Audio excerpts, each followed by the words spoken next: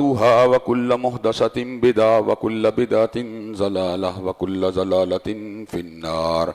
أما بعد، أعوذ بالله السميع العليم من الشيطان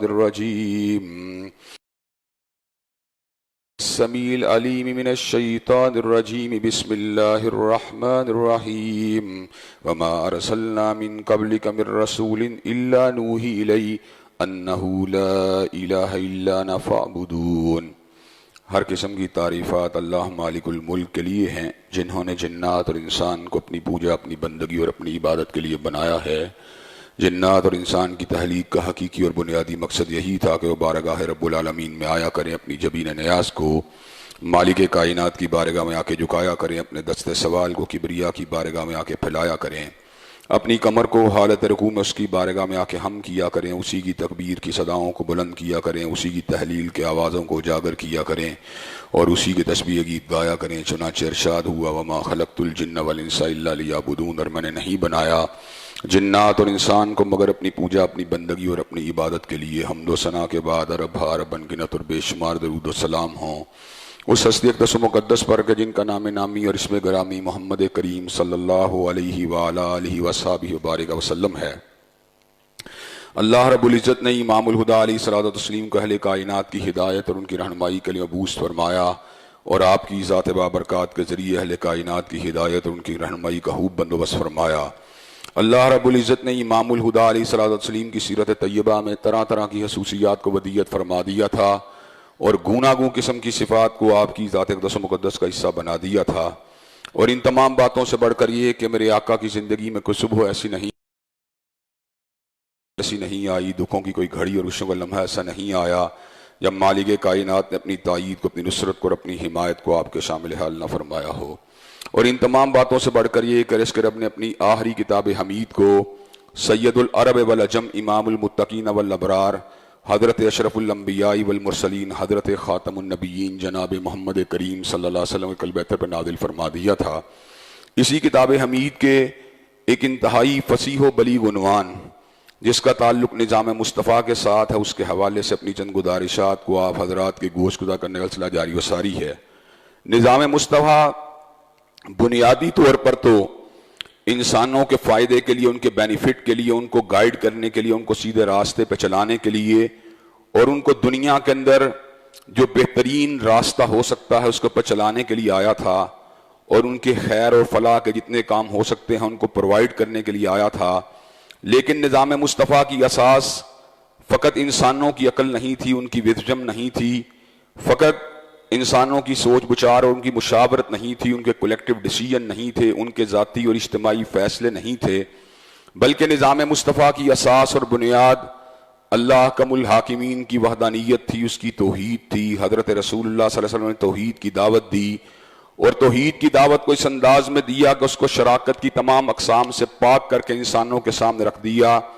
آپ نے اللہ کی وحدانیت کی بات کی، اور وحدانیت کے مقابلے میں جتنے تصورات تھے، ثنویت کے ہوں، تثلیث کے ہوں، بت پرستی کے ہوں،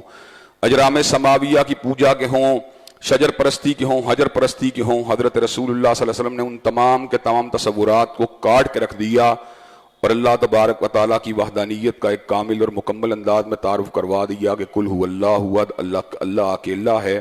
اللہ الصمد، اللہ سونے سے بے نیاز ہے، اللہ کھانے سے بے نیاز ہے، اللہ پینے سے بے نیاز ہے، اللہ تھکاوٹ سے بے نیاز ہے، اللہ اکتاہٹ سے بے نیاز ہے، اللہ تبارک و تعالیٰ ساجی سے بے نیاز ہے، ساتھی سے بے نیاز ہے، لم یلد ولم یولد ولم یکن لہ کفوا احد، نہ وہ جنتا ہے، نہ وہ کسی کے گھر جنا گیا، اور نہ ہی کوئی اس کا ہمسر ہو سکتا ہے۔ اللہ تبارک و تعالیٰ کی توحید کا کامل اور مکمل تصور پیش کرنے کے بعد جزیرۃ العرب کے لوگوں کے دلوں سے شراکت کی تمام مال کو آپ نے کھرش کے رکھ دیا، اور اللہ وحدہ لا شریک لہ کے آستانے پر ان کو جھکنے والا بنا دیا۔ وہ جو لوگ اپنے سائے سے ڈرتے تھے وہ اللہ تبارک و تعالیٰ کی حشیت اور اس کی تابعداری کے رنگ کے اندر رنگے گئے۔ صبغۃ اللہ ومن احسن من اللہ صبغۃ ونحن لہ عابدون۔ دنیا میں رنگ بہت سے ہوتے ہیں، بستیوں کا رنگ ہے، قبیلوں کا رنگ ہے، علاقوں کا رنگ ہے، لیکن کوئی رنگ بھی اللہ تبارک و تعالیٰ کی توحید اور اس کی وحدانیت کے رنگ کا مقابلہ نہیں کر سکتا۔ اللہ تبارک و تعالیٰ کی توحید کے اندر رنگے جانے کے بعد حضرت رسول اللہ صلی اللہ علیہ وسلم نے ان توحید میں رنگے ہوئے لوگوں کو بھائی چارے کے اندر پرو دیا ان کو اخوت کے اندر پرو دیا، ان کو اس انداز میں ایک دوسرے کا جو تھا ساتھی بنا دیا، رفیق زندگی بنا دیا کہ خون کے رشتے اور برادری کے رشتے، پارٹی کے رشتے، علاقے کے رشتے چھوٹے ہو گئے اور توحید کا رشتہ بالاتر ہو گیا۔ چنانچہ اس طرح کے واقعات احادیث طیبہ کے اندر اور سیرت کی کتابوں میں موجود ہیں کہ حضرت ابو عبیدہ ابن جراح نے اللہ کی توحید کے لیے اپنے سگے باپ کو قتل کر دیا، اور مصعب ابن عمیر اپنے سگے بھائی کو باندھ کر اس بات کے پر آمادہ و تیار ہو گئے کہ ان کی ماں سے جزیے کو وصول کر کے اسلام کو جو ہے طاقت دی جائے۔ سیدنا عبد الرحمن ابن ابی بکر نے حضرت ابو بکر کی خدمت میں اس بات کو رکھ دیا کہ بدر کے مارکے کے دن آپ میری تلوار کی زد میں آئے تھے، لیکن میں نے آپ کو اس لیے چھوڑ دیا کہ آپ میرے سگے باپ تھے۔ تو حضرت صدیق نے جواب دیا اگر تو میری تلوار کی زد میں آتا تو میں تجھے کبھی بھی نہ چھوڑتا، اس لیے کہ تو اللہ تبارک و تعالیٰ کے دشمن کی حیثیت سے دشمنوں کی طرف سے آیا تھا۔ وہ کیا چیز تھی جس نے ہر رشتے کو کھرچ کے رکھ دیا اور اللہ تبارک و تعالیٰ کی وحدانیت کی بنیاد کے اوپر ایک دوسرے سے پیار اور محبت کو جو تھا کرنے کا درس دیا۔ یہ للہیت تھی، یہ اخلاص تھا۔ حضرات گرامی قدر، اخلاص اور للہیت انسانوں کو اتنا بلند کرتی ہے کہ اللہ تبارک و تعالیٰ نبیوں کے ساتھ ساتھ ان لوگوں کا ذکر بھی فرماتے ہیں جو اللہ والے ہوتے ہیں۔ اللہ تبارک و تعالیٰ فرماتے ہیں وَكَأَيٍّ مِّن نَبِيٍّ قَاتَلَ مَعَهُ رِبِّيُّونَ كَثِيرٌ، کہ بہت سے نبیوں نے اللہ تبارک و تعالیٰ کے راستے میں جہاد کیا اور ان کے ساتھ جہاد کرنے والوں میں بہت سے اللہ والے بھی شامل تھے۔ حضرات گرامی قدر، جہاں پہ اللہ نے نبیوں کا ذکر کیا، ان کی استقامت کا ذکر کیا، ان کی جرت کا ذکر کیا، ان کے جذبہ جہاد کا ذکر کیا، اعدائے دین کے ساتھ ان کی مبارزت کا ذکر کیا، ان کے ٹکراؤں کا ذکر کیا،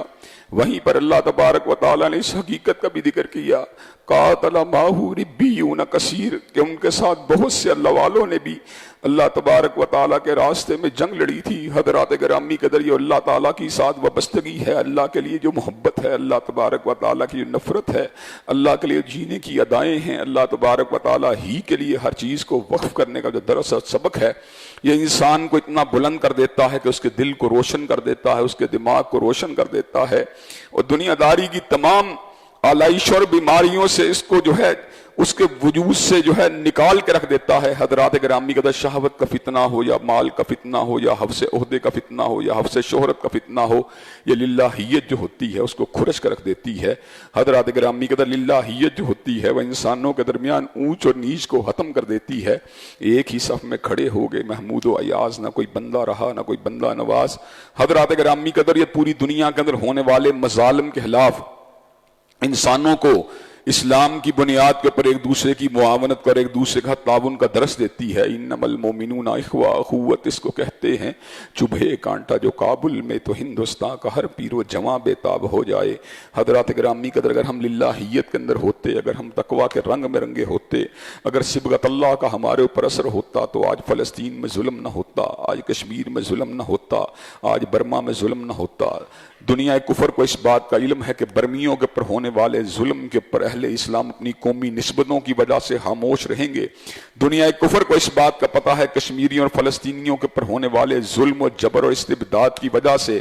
اہل اسلام جو اپنی قومی نسبتوں کی وجہ سے خاموش رہیں گے۔ حضور علیہ السلام نے انسانوں کو اس طرح لڑی کے اندر پرو دیا کہ ایک جسد واحد کی مانند بنا دیا۔ جسد واحد کی کیفیت کیا ہوتی ہے؟ میری انگوٹھے یا میرے پیر کی جو چھنگلی ہے اس کے اندر ایک معمولی سا کانٹا بھی چبھے تو میرے پورے ہاتھ بھی کانپنا شروع ہو جاتے ہیں۔ میرے ہاتھوں کو پتہ ہوتا ہے کہ اسی وجود کا ایک حصہ جو ہے پریشان ہے۔ میری آنکھیں جو ہوتی ہیں رونا شروع ہو جاتی ہیں، اس لیے کہ میری آنکھوں کو پتہ ہوتا ہے کہ میرے وجود ہی کا حصہ جو ہے بے تاب ہے۔ حضرات گرامی قدر، میری زبان سے جو ہے آوازیں نکلنا شروع ہو جاتی ہیں۔ سی سی کی آوازیں، وہ کیا چیز ہے جو چھنگلی کے زخم کو زبان تک پہنچاتی ہے؟ اور وہ کیا چیز ہے جو چھنگلی کی چوٹ کو آنکھوں سے آنسو گرانے کے اوپر مجبور کرتی ہے؟ وہ جسد واحد ہے کہ اس جسد واحد کا کوئی حصہ بھی ایسا نہیں ہے جس کے درد سے ہم آزاد ہو کے زندگی کو گزار سکیں۔ اگر ہم جسد واحد کی مانند ہوتے تو پوری امت کا درد جو تھا ہمارا ذاتی درد ہوتا، پوری امت کی تکلیف جو تھی ہماری ذاتی تکلیف ہوتی، پوری امت کی بے چینی جو تھی ہماری ذاتی بے چینی ہوتی،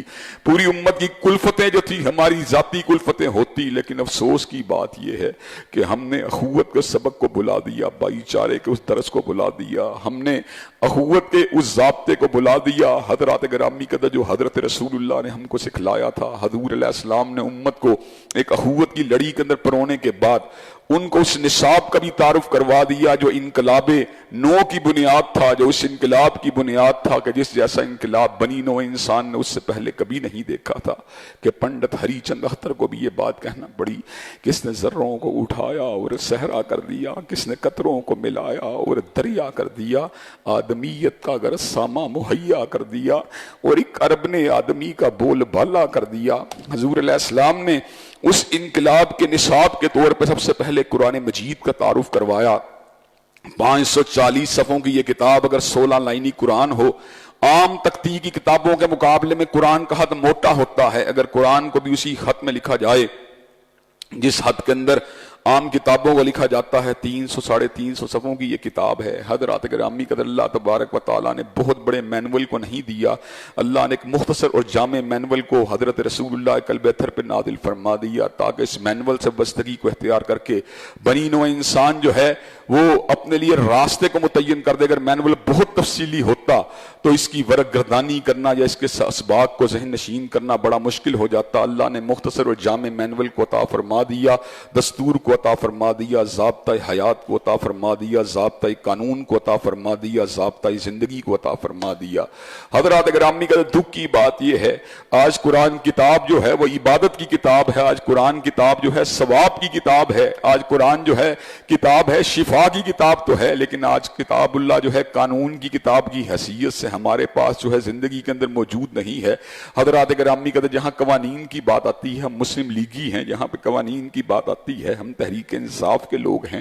جہاں پہ قوانین کی بات آتی ہے ہم پیپل پارٹی کے لوگ ہیں. اللہ کے قوانین کی تنفیذ کی بات کون کرے گا, اللہ کے قوانین کے نفاذ کی کون بات کرے گا, اللہ تبارک و تعالیٰ کے قوانین کے زمین پر لاگو کرنے کی بات کون کرے گا. حضرات گرامی قدر کیا قرآن مجید کے قوانین کا بھی کوئی پاسبان ہے, کیا قرآن مجید کے قوانین کا بھی کوئی نقیب ہے, کیا قرآن مجید کے قوانین کی عملداری کرنے والا بھی کوئی ہے. افا حکم الجاہلیت یبغون ومن احسن من اللہ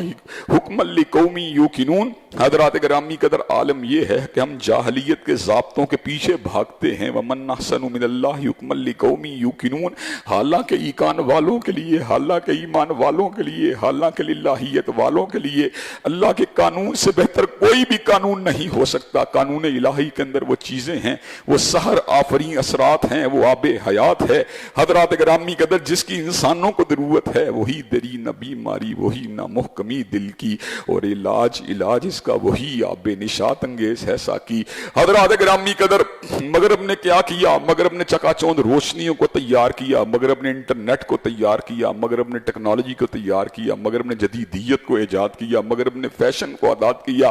مغرب نے مرد و زن کی حریت کے نعرے کو آزاد کیا. لیکن مغرب کے بڑے بڑے مفکر بھی اس بات کو سمجھ گئے کہ یہ حریت کا نعرہ, یہ آزادی کا نعرہ, فیملی سسٹم کو توڑنے والا نعرہ ہے, یہ حریت کا نعرہ اللہ تبارک و تعالیٰ سے دور لے جانے والا نعرہ ہے. حضرات گرامی قدر آج جو ہیں مغربی مفکرین بھی اس طرح کی باتوں کو لکھ رہے ہیں, ڈیتھ آف دی ویسٹ, کہ ہمارا مغربی معاشرہ جو ہے خاندانی نظام کی تباہی کے بعد موت کے گھاٹ میں اتر رہا ہے. ہمارا مغربی معاشرہ جو ہے اللہ تبارک و تعالیٰ سے دوری کی وجہ سے سسکتی ہوئی موت کی وادیوں میں اتر رہا ہے. حضرات گرامی قدر لیکن دکھ کی بات یہ ہے وہی نعرے اور وہی شیطانی پروگرام جو تھا جس سے آج اہل مغرب پریشان ہیں, اسی ایجنڈے کو آج ہمارے ملک کے لاگو کرنے کی باتیں ہو رہی ہیں. کہیں میرا جسم میری مرضی کے نعرے ہیں, اور کہیں پر عورت کی حریت اور عورت کی آزادی کے نعرے ہیں, کہیں پر نکاح کی بربادی کے نعرے ہیں, اور کہیں پر زناکاری کے اڈے ہیں. حضرات گرامی قدر فحاشی کے نعرے ہیں, جدیدیت اور ترقی کے نعرے ہیں.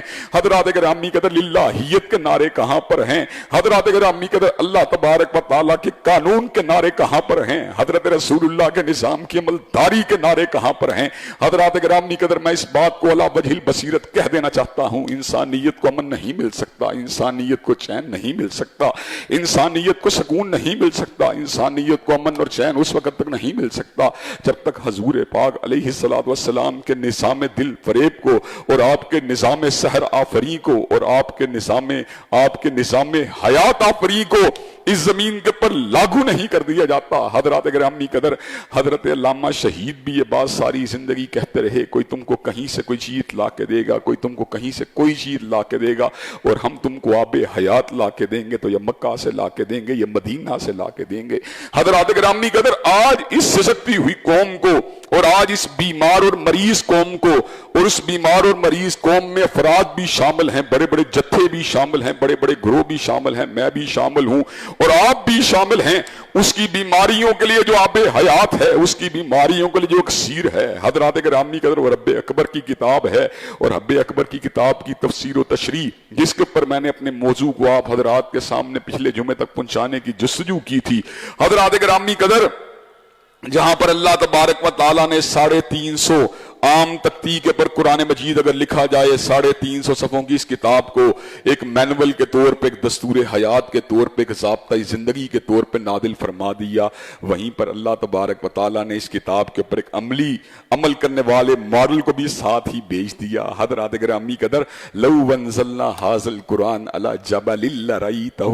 خاشعا متصدعا من خشیۃ اللہ، اگر اللہ تبارک و تعالیٰ کا قرآن کسی پہاڑ کے اوپر اتارا جاتا تو پہاڑ جو تھا وہ ریزہ ریزہ ہو جاتا خشیت الہی کی وجہ سے، لیکن حضرت رسول اللہ کے سینہ مبارک کے تحمل کا عالم کیا ہے، حضرت رسول اللہ صلی اللہ علیہ وسلم کے قلب اطہر کے تحمل کا عالم کیا ہے، کائنات کے سب سے بڑے وزن کو اپنے سینہ مبارک کے اوپر اٹھا لیا، کائنات کی سب سے بڑی گراں قدر ایمانت کو اپنے سینہ مبارک کے اوپر اٹھا لیا، اور حضرات گرامی قدر اٹھایا ہی نہیں بلکہ پوری کی پوری زندگی کو اس کتاب اللہ کی روشنی کے اندر ڈال کر اور اس کتاب اللہ کے سانچے کے اندر ڈھال کر پوری انسانیت کے سامنے اس بات کو واضح فرما دیا کہ کتاب اللہ کی آیات کا مفہوم کیا ہے، اس کا اطلاق کہاں پر ہوتا ہے، اس کی تشریح کیا ہے، اس کی تفسیر کیا ہے، اس کے تقاضے کیا ہیں، اس کے مقاصد کیا ہیں، کیوں اللہ تبارک و تعالیٰ نے اس کو زمین کے اوپر نازل فرما دیا۔ حضرات گرامی قدر کہاں اللہ کی ذات، کہاں اکبر کی ذات، کہاں بالا تر کی ذات، کہاں برتر کی ذات، کہاں پہ حقیر انسان، لیکن اس حقیر انسان کے شرف کا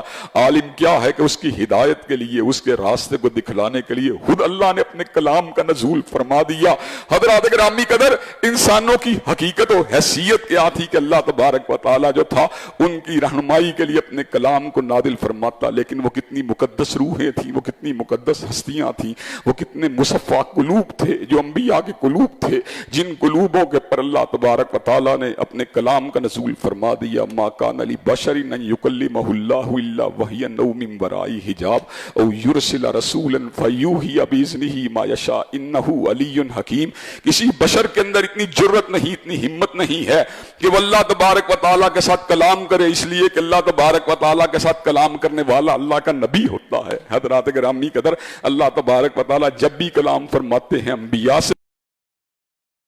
صورتیں ہوتی ہیں، یا تو اللہ تبارک و تعالیٰ پردے کی اور سے کلام فرماتے ہیں، یا اللہ تبارک و تعالیٰ جو ہوتے ہیں اپنے کسی فرشتے کو بھیجتے ہیں، یا اللہ تبارک و تعالیٰ جو ہوتے ہیں سینہ نبوت کے اندر یا سینہ رسول کے اندر جو ہوتے ہیں اپنے پیغام کو بھیج دیتے ہیں۔ حضرات گرامی قدر پردے کی اوٹ سے کلام کرنے کا شرف اگر حاصل ہوا، حضرت موسیٰ کو حاصل ہوا، 40 دن تک اللہ سے کلام کرنے کے بعد سیدنا موسیٰ کلیم نے اتنی خوبصورت آواز کو سننے کے بعد، اتنی بلند بالا آواز کو سننے کے بعد ذہن کے اندر ایک تجسس پیدا ہوا، کہا ربی ارنی انظر الیک، اے میرے پروردگار میں تجھ کو دیکھ نہیں سکتا۔ اللہ تبارک و تعالیٰ نے جواب دیا لن ترانی ولکن انظر الی الجبل فإن استقر مکانہ فسوف ترانی، موسیٰ مجھے ہرگز نہیں دیکھ سکتے، لیکن اپنی نگاہ کو اس پہاڑ کے اوپر ڈالی، اگر پہاڑ اپنی جگہ کے اوپر قائم رہ گیا پھر میرے دیکھنے کی بات بھی ہو جائے گی۔ حضرات گرامی قدر حضرت موسیٰ نے اپنی نگاہ کو کوہ طور کے اوپر کیا، اربع تجلیات جو تھیں ان تجلیات میں سے ایک تجلی جو تھی وہ کوہ طور پہاڑ کے اوپر گری، پہاڑ ریزہ ریزہ ہو گیا، ٹکڑوں کے اندر تقسیم ہو گیا۔ حضرات گرامی قدر سیدنا موسیٰ علیہ السلام ہوش میں آئے۔ سیدنا موسیٰ علیہ السلام کے الفاظ کیا ہیں؟ سبحانک تبت الیک وانا اول المؤمنین،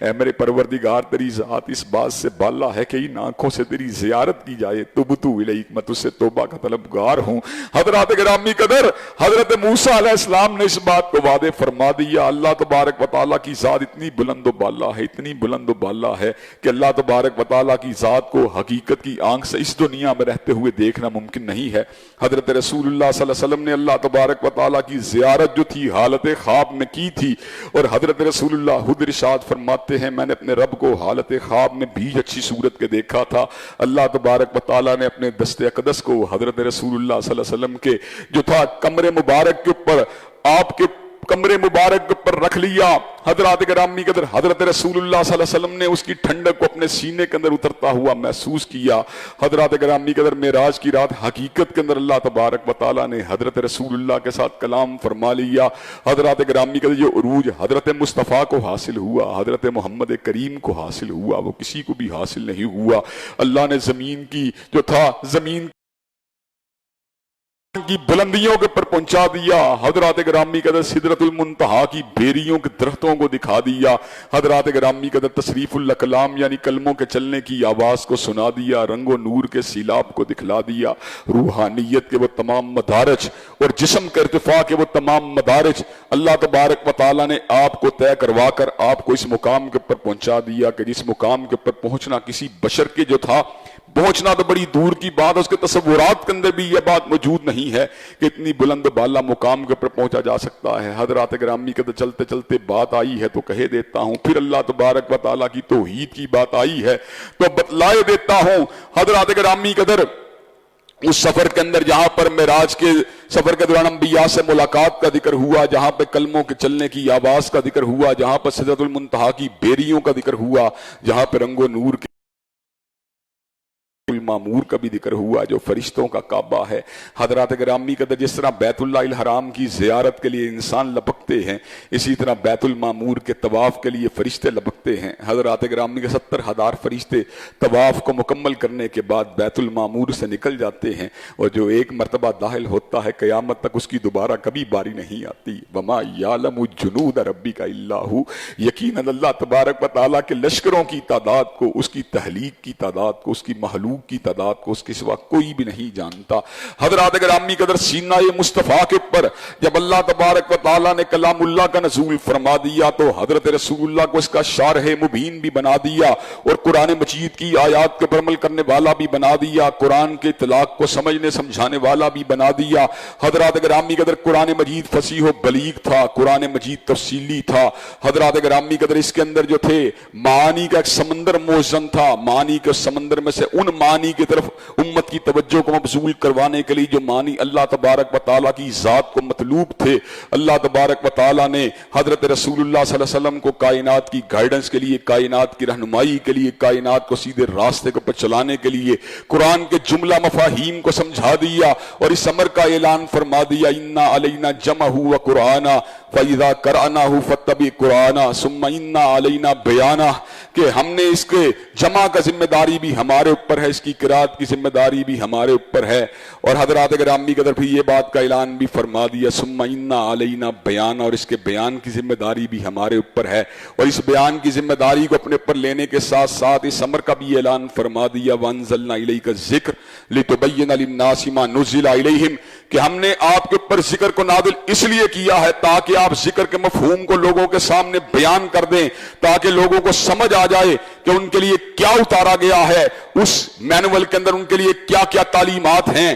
اس کے اندر نماز پڑھنے کا طریقہ کار کیا ہے، اس میں زکوٰۃ دینے کا طریقہ کار کیا ہے، اس میں روزہ رکھنے کا طریقہ کار کیا ہے، اس میں حج کا طریقہ کار کیا ہے، اس میں زکوٰۃ کا طریقہ کار کیا ہے، اس میں جہاد کا طریقہ کار کیا ہے، پوری کی پوری زندگی گزارنے کا طریقہ اللہ تبارک و تعالیٰ نے حضرت رسول اللہ کو سمجھا دیا۔ حضرات گرامی قدر ہر مختلف ادوار کے اندر مختلف طرح کے فتنے پیدا ہوتے رہے، مختلف طرح کے فتنے کھڑے ہوتے رہے، اور لوگوں کو قرآن مجید کی طرف مرتکز کر کے حدیث سے ہٹانے کی باتیں کرتے رہے۔ حضرات گرامی قدر انہی فتنوں میں سے ایک بڑا فتنہ جو تھا غلام محمد پرویز کا فتنہ تھا، جس نے بر صغیر کے طول و عرض کے اندر لوگوں کو اس بات کی طرف مس گائیڈ کرنے کی کوشش کی کہ ہمارے لیے تنہا قرآن کافی ہے اور ہمیں شرح متین کی ضرورت نہیں، حضرت رسول اللہ کے فرامین واضحہ کی ضرورت نہیں، ہمیں آپ کے اقوال کی ضرورت نہیں، ہمیں آپ کی حدیث طیبہ کی ضرورت نہیں۔ حضرات گرامی قدر غلام احمد پرویز کی اس غلط تھیوری کا جو تھا نتیجہ کیا نکلا، اس کو لوگوں کو گائیڈ کرنے کے لیے 9 جلدوں کے اندر تفسیر قرآن لکھنا پڑی۔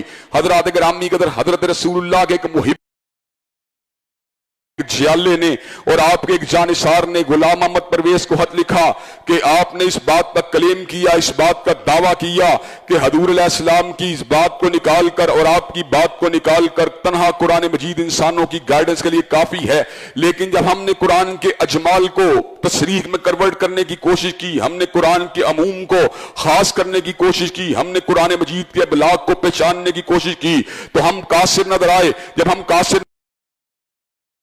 के अंदर मेरी तफसीर का मुतालिया किया जाए, उस तफसीर के अंदर मैंने उन नुकात को बयान कर दिया है जिन नुकात के बरल पैरा होकर इंसान जो हजरत रसूलुल्लाह के फरामीन की गर्ज़ो गायब को समझ सकता है। हजरत गिरामी के उस परवाने ने गुलाम अहमद परवेज को मुखातिब होकर ये बात कही, अगर अल्लाह तबारक व तआला के कुरान को समझने के लिए तेरी 9 जिल्दों की तफसीर की जरूरत है, तो फिर हमारे लिए हजूर की 6 जिल्दों वाली सास इतना काफी हैं। हम हजूर के फरामीन मुबारक को समझेंगे, तेरी 9 जिल्दों की रोशनी के अंदर नहीं समझेंगे। हम कुरान की आयात को तेरी 9 जिल्दों की रोशनी में नहीं समझेंगे, बल्कि हम कुरान मजीद की आयात को अगर समझेंगे तो हजरत रसूलुल्लाह की शरह मतीन की रोशनी में समझेंगे, आपकी शरह मुबीन की रोशनी में समझेंगे। हजरत गिरामी कदर इसी फलसफा बातिल को लेकर हजरत गिरामी कदर राशिदुल खलीफा जो था इस दौर के अंदर कनाडा के अंदर सामने आया और उसने भी नाउज़ुबिल्लाहि मिन ज़ालिक लोगों को इस तरफ मिसगाइड करने की कोशिश की कि तन्हा कुरान मजीद हमारे लिए काफी है। अल्हम्दुलिल्लाह मैंने एमफिल के थीसिस को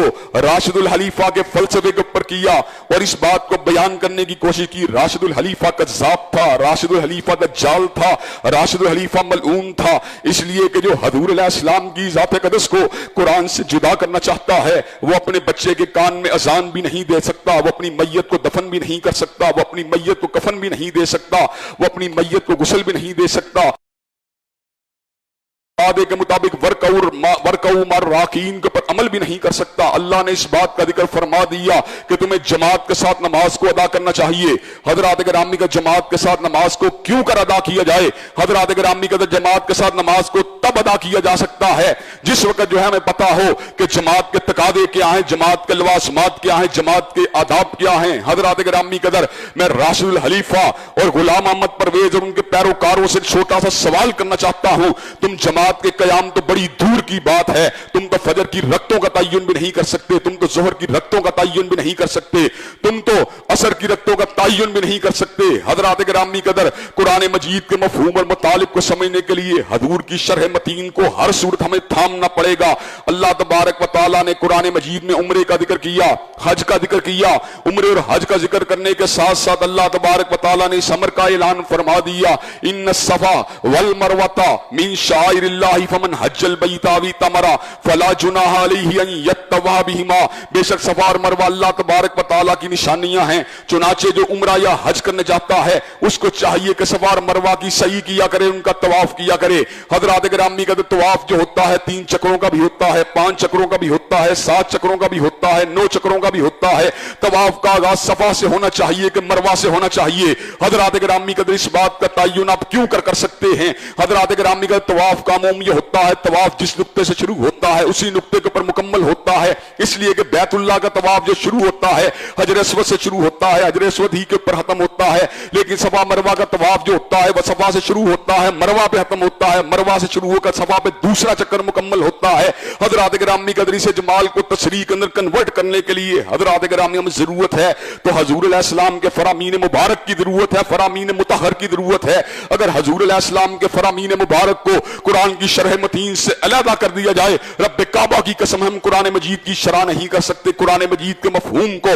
और इसके इतलाक को समझ नहीं सकते। हजरत गिरामी का अल्लाह तबारक व तआला ने कुरान मजीद में इस हकीकत का जिक्र किया, अल हज अशहुरुम मालूमात, हज के महीने मुतय्यन हैं। फमन फरफी हिन्नल हज फला रफद वला फुसूका वला जिदाल फिल हज। चनाचे जब हज के महीने जो है मालूम हैं और जिसके ऊपर हज लाजिम हो जाए तो उसको इस बात को समझ लेना चाहिए, फला रफद वला फुसूका वला जिदाल फिल हज। हज के अंदर ना बेहयाई है, ना अल्लाह तबारक व तआला की नाफरमानी है, ना झगड़े वाली कोई बात है। हजरत गिरामी कदर हम आपसे सवाल करना चाहते हैं, हज के महीनों का तयन हुआ, शवाल की शक्ल में हुआ, ज़ीकात की शक्ल में हुआ, ज़िलहिज्जा की शक्ल में हुआ, लेकिन لیکن حضرات گرامی قدر حج کا آغاز کب ہوتا ہے؟ کیا یکم ذی الحجہ سے ہوتا ہے کہ 10 ذی الحجہ سے ہوتا ہے کہ 15 ذی الحجہ سے ہوتا ہے؟ حج کا آغاز یوم الترویہ 8 ذی الحجہ سے ہوتا ہے، حج کے اندر 9 ذی الحجہ کو وقوف عرفات ہوتا ہے۔ حضرات گرامی قدر مغرب کی نماز جو ہوتی ہے سورج ڈوبنے کے بعد ادا کرنے کی بجائے واپسی کا سفر شروع ہو جاتا ہے۔ حضرات گرامی قدر عموم کے اندر عام حالات کے اندر انداز کیا ہوتا ہے؟ عام حالات کے اندر انداز یہ ہوتا ہے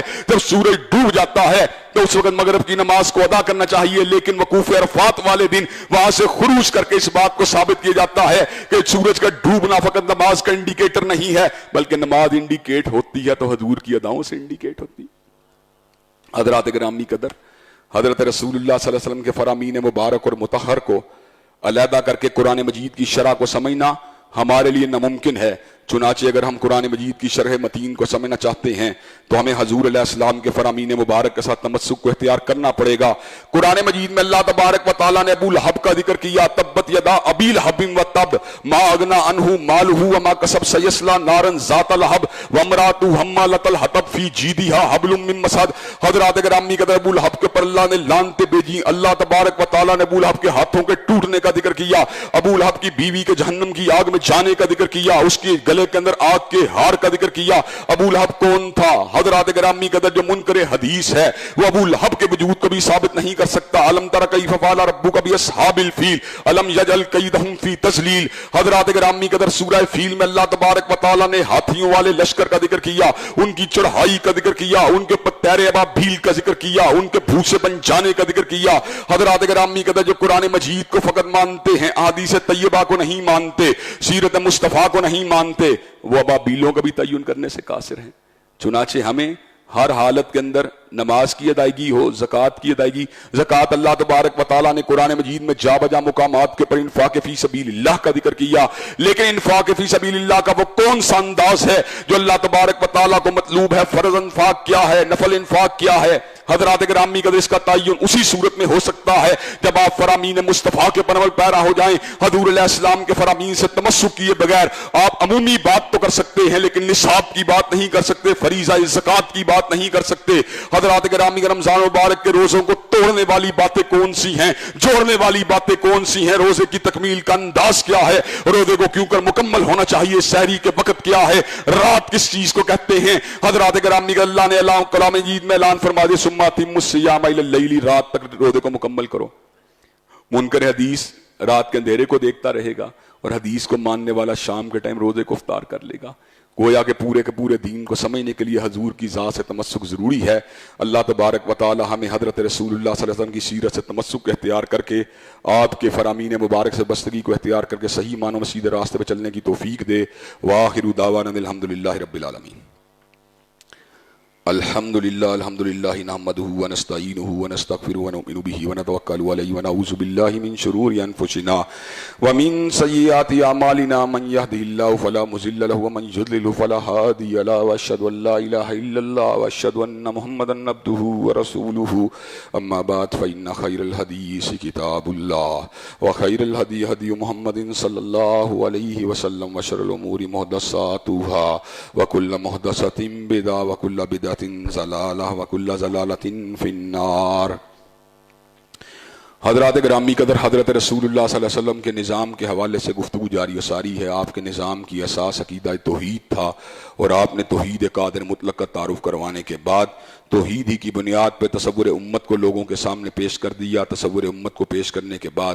آپ نے لوگوں میں ایک ایسی اسپرٹ کو پیدا کیا کہ پوری امت کے دکھ درد کو مشترکہ کر دیا، ان میں اشتراک کو پیدا کر دیا۔ حضرات گرامی قدر حضور علیہ السلام نے تصور امت کو پیش کرنے کے بعد اسی امت جو کہ اللہ تبارک و تعالیٰ کے رنگ میں رنگی ہوئی امت تھی ان کے سامنے نصاب تعلیم کو واضح فرما دیا۔ پہلے آپ نے قرآن مجید کو بطور نصاب ان کے سامنے رکھ دیا اور ان کو یہ بات کو سمجھا دیا کہ مینول اللہ تبارک و تعالیٰ کی یہ کتاب ہے جس کے عمل کر کے ہم نے اپنی پوری کی پوری زندگی کو اس کے مطابق جو ہے بتانا ہے، گزارنا ہے۔ آج ہم قرآن سے اس لیے دور ہیں کہ ہمارا ذہن یہ ہے کہ مسلم لیگ کا منشور یا تحریک انصاف کا منشور یا پیپل پارٹی کا منشور جو ہے وہ ہمارے اقتصادی معاملات کو سنوار دے گا، جبکہ اللہ تبارک و تعالیٰ یہ بات کہتے ہیں وَلَوْ أَنَّهُمْ أَقَامُوا التَّوْرَاةَ وَالْإِنْجِيلَ وَمَا أُنزِلَ إِلَيْهِمْ مِنْ رَبِّهِمْ لَأَكَلُوا مِنْ فَوْقِهِمْ وَمِنْ تَحْتِ أَرْجُلِهِمْ۔ اگر وہ قرآن مجید کو قائم کرنا شروع کر دیں اللہ تعالیٰ اوپر سے بھی رزق دے گا، نیچے سے بھی رزق دے گا۔ حضرات گرامی قدر قرآن مجید کا قیام جو تھا انتہائی ضروری تھا، اسے قیام کے لیے کوششیں کرنے کے لیے ہمیں اس کے نصاب سے آگاہ ہونا ہمارے لیے ضروری تھا۔ اس نصاب تعلیم کا دوسرا حصہ حضور کی اپنی سیرت ہے، حضور کا اپنا کردار ہے، حضور کی اپنی گفتار ہے، حضور کی اپنی رفتار ہے، حضور کے اپنے فرامین ہیں، حضور کا اپنا طریقہ کار ہے۔ اسی طریقے کے پر چل کے انشاءاللہ ہمیں فلاح مل سکتی ہے۔ نصاب کتاب و سنت کو تھامنے کے بعد حضرت رسول اللہ صلی اللہ علیہ وسلم صحابہ کرام رضوان اللہ علیہم اجمعین کو کن کن کاموں کا حکم دیا اور کن کن کاموں کو آپ نے امپلیمنٹ کیا، انشاءاللہ اس حوالے سے اپنی چند گزارشات کو آپ حضرات کے گوش گدار کیا جائے گا۔ اللہ تبارک و تعالی ہم سب کو صحیح معنوں میں کتاب و سنت سے بستگی اختیار کرنے کی توفیق دے۔ حضرات گرامی، جو ستمبر کا مہینہ ہے وہ ہمیں بہت سی چیزوں کو یاد کرواتا ہے۔ 6 ستمبر کے دن ہم نے ملک کا دفاع کیا، عزم کے ساتھ، حوصلے کے ساتھ، ولولے کے ساتھ، ایمان کے ساتھ، جہاد کے ساتھ۔ آج بھی جو لوگ جہاد کی مخالفت کرتے ہیں سمجھ جانا چاہیے ان کو کہ ایمان اور جہاد کے بغیر ملک کی سرحدوں کا تحفظ نہیں ہو سکتا۔ حضرات گرامی قدر، اسی مہینے کی 7 تاریخ جو ہے وہ رد قادیانیت کے بارے میں قومی اسمبلی کے فیصلے کی بھی یاد تازہ کرواتی ہے۔ اس حوالے سے اللہ تبارک و تعالیٰ کے فضل و کرم سے عالمی مجلس تحفظ ختم نبوت کے زیر اہتمام مینار پاکستان کے اندر ایک بہت بڑا کنونشن ہوا جس میں لوگوں کے ایک سمندر نے شرکت کی۔ کتنے لوگ تھے کہنا کچھ مشکل ہے، لیکن بہت بڑی تعداد میں لوگ شریک ہوئے۔ حضرات گرامی قدر، وہاں پر آپ کے گناہگار بیٹے اور بھائی کو بھی شرکت کا موقع ملا اور ہم نے وہاں پہ اس بات کو واضح کر دیا جس طرح ہمارے اکابرین اور آبا نے ختم نبوت کی چوکھٹ کی چوکیداری کی تھی، انشاءاللہ جب تک ہم زندہ ہیں ہم اس چوکھٹ کا تحفظ کرتے رہیں گے۔ اور حضرات گرامی، ہمارے چلے جانے کے بعد اپنے بیٹوں کو، اپنے پوتوں کو یہ درس دے کے جائیں گے کہ ہمارے بیٹوں اور ہمارے پوتوں، تم نے حرمت رسول اللہ کے اس کاز کے لیے اور ختم نبوت کے اس کاز کے لیے اپنے تن من دھن کو نشاور کر دینا ہے اور اس کے اوپر کوئی کمپرومائز، کوئی سمجھوتا نہیں کرنا۔ فرما گئے ہادی لا نبی آبادی، کہ حضور کے بعد کوئی نبی نہیں ہو سکتا۔ سیدنا عیسیٰ علیہ السلام قرب قیامت میں آئیں گے لیکن ان کو نبوت حضور سے پہلے ملی ہے، حضور کے بعد کسی کو نبوت نہیں مل سکتی۔ حضور کے بعد جو بھی دعوی نبوت کرے گا، چاہے مسیلمہ کذاب ہو، چاہے اسود انسی ہو، چاہے راشد الحلیفہ ہو، چاہے علیجہ محمد ہو، چاہے علی محمد باب ہو، چاہے حسین علی مازندانی ہو، چاہے غلام احمد قادیانی ہو، اس پہ لعنتیں برستی رہیں گی، لیکن حضور کے بعد کوئی نبی نہیں آئے گا۔ حضرات گرامی، 10 ستمبر کے ان دروس کو بھی اپنے ذہن میں بٹھانا انتہائی ضروری ہے۔ اللہ تبارک و تعالی ہم سب کو کتاب و سنت سے بستگی اختیار کرنے کی توفیق دے۔ ان اللہ یامر بالعدل والاحسان وایتاء ذی القربى وینہی عن الفحشاء والمنکر والبغی۔ سبحان ربک رب العزۃ عما یصفون والسلام علی المرسلین والحمد للہ رب العالمین۔